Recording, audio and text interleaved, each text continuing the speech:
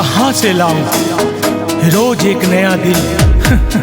तोड़ने वालों ने तो मजाक बना रखा।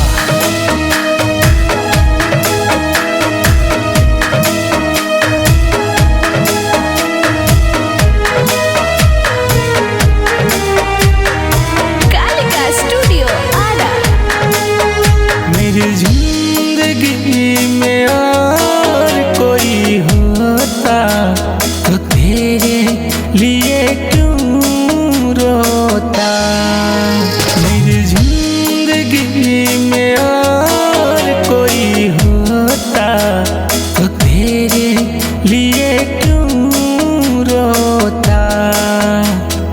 आज भी मांगू तुझको रब से, हूँ किस्मत का छोटा छोटा। मेरी जिंदगी में और कोई होता तो तेरे लिए क्यों रोता। तेरे लिए क्यों रोता।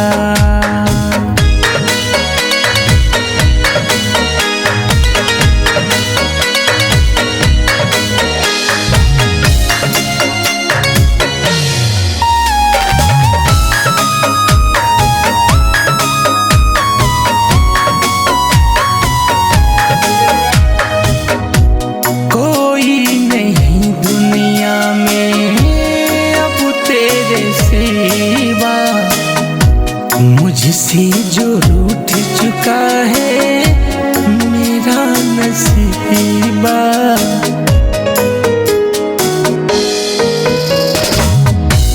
कोई नहीं दुनिया में अब तेरे सिवा। मुझसे जो रूठ चुका है मेरा नसीबा। यदि टूटा ना होता दिल का मेरा खोता तो तेरे लिए क्यों रोता। तेरे लिए क्यों रोता।